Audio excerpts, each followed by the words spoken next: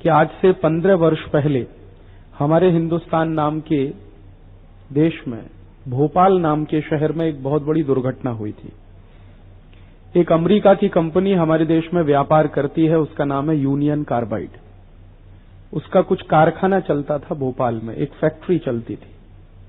उस फैक्ट्री में एक दिन क्या हुआ, 3 दिसंबर 1984 की रात को अचानक से एक जहरीली गैस रखी हुई थी एक टैंकर में, वो टैंकर फट गया और उस टैंकर के फटने के बाद उसमें से जहरीली गैस निकली जिसने भोपाल शहर के 16,000 लोगों को मार दिया और उस दुर्घटना में 5 लाख लोग बुरी तरह से प्रभावित हुए।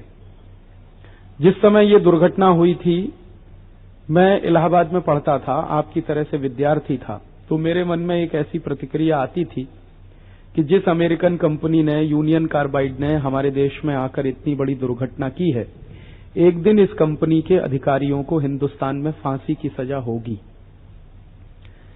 लेकिन बहुत दुख की बात है कि 15 वर्ष बीतने के बाद भी इस कंपनी के किसी अधिकारी को आज तक अरेस्ट भी नहीं किया गया, गिरफ्तार भी नहीं किया गया। बाद में तो एक ऐसा समय आया जब भारत सरकार ने इस यूनियन कार्बाइड कंपनी से एक समझौता कर लिया। करना तो ये चाहिए था कि कंपनी के सब अधिकारियों को जेल में डालते, उनको फांसी की सजा देते, लेकिन सरकार ने समझौता कर लिया और 470 करोड़ रुपए भारत सरकार ने इस कंपनी से लिया और सरकार चुप होकर बैठ गई।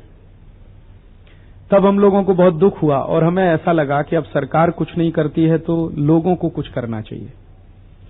तो हम लोगों ने एक छोटा सा अभियान शुरू किया कि हम इस यूनियन कार्बाइड कंपनी को सबक सिखाएंगे। उसने देश में आकर इतनी बड़ी दुर्घटना की है, अगर भारत सरकार उसको शिक्षा नहीं दे सकती तो हम देंगे।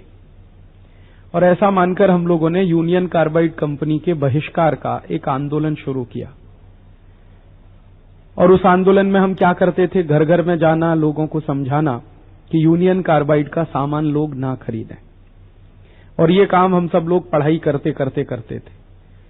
सवेरे कॉलेज में जाते थे, क्लास करते थे, शाम को समय निकालकर एक एक घर में जाकर लोगों को बताते थे। इसका धीरे धीरे प्रचार हुआ और प्रचार का असर भी हुआ और लोगों ने यूनियन कार्बाइड का सामान खरीदना बंद कर दिया। बाद में हम लोगों को एक नई माहिती मिली कि जिस यूनियन कार्बाइड कंपनी को हम भारत से भगाना चाहते हैं, वैसी भारत में बहुत सारी दूसरी कंपनियां भी हैं। और एक बार एक अर्थशास्त्र के प्राध्यापक ने, इलाहाबाद विश्वविद्यालय के इकोनॉमिक्स के एक प्रोफेसर ने मुझे ये कहा कि अगर आप भगाना चाहते हो तो सिर्फ यूनियन कार्बाइड को नहीं, सब विदेशी कंपनियों को भगाओ। जो विदेशी कंपनियां भारत में हैं, जिनसे भारत का बहुत नुकसान होता है, उन सबको आप भगा दो। तो हमें लगा कि उनकी बात भी सही है। और वो अक्सर हमको कहा करते थे कि राजीव भाई, आप एक यूनियन कार्बाइड को भगाओगे, 10 और विदेशी कंपनी आ जाएगी, तो क्या करोगे आप? इसलिए सब विदेशी कंपनियों के खिलाफ बहिष्कार का आंदोलन चलाओ और इन सबको भगाओ। तो ऐसा मानकर फिर हम लोगों ने सब विदेशी कंपनियों के बहिष्कार का आंदोलन शुरू किया और उसी का नाम आजादी बचाओ आंदोलन रखा। आपके मन में यह आ सकता है कि हमने नाम क्यों रखा आजादी बचाओ, उसका कारण क्या था? आप सब जानते हैं भारत के इतिहास के बारे में कि हमारे देश में 400 साल पहले एक विदेशी कंपनी आई थी व्यापार करने। वो अंग्रेजों की कंपनी थी, उसका नाम था ईस्ट इंडिया। उस कंपनी ने जब भारत में व्यापार शुरू किया था तो किसी को इस बात का अंदाजा नहीं था कि एक दिन अंग्रेज भारत को गुलाम भी बना सकते हैं। ईस्ट इंडिया कंपनी तो व्यापार करने आई थी, लेकिन एक दिन उसने पूरे देश को गुलाम बना लिया और 200 साल हम अंग्रेजों की गुलामी में रहे। तो एक ईस्ट इंडिया कंपनी के आने से 200 साल की गुलामी आ सकती है, तो आज हमारे देश में हजारों कंपनियां आ चुकी हैं विदेशों से, तो देश की आजादी के सामने फिर खतरा है। इसलिए हम लोगों ने आजादी बचाओ नाम रखा।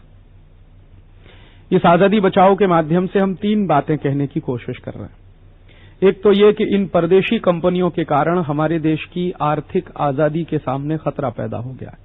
पूरी अर्थव्यवस्था हमारी टूटने जा रही है इन विदेशी कंपनियों के कारण। दूसरा, इन विदेशी कंपनियों के कारण हमारी राजनीतिक संप्रभुता के सामने भी एक संकट खड़ा हो गया। और तीसरा, इन विदेशी कंपनियों के कारण हमारी सांस्कृतिक अस्मिता को भी एक गंभीर संकट आ गया है। देश की आर्थिक आजादी, राजनीतिक संप्रभुता और सांस्कृतिक अस्मिता तीनों ही गंभीर खतरे में हैं और ऐसा मानकर हम लोग गांव-गांव में इस आंदोलन को चला रहे हैं। आप पूछोगे ऐसा क्यों हो रहा है?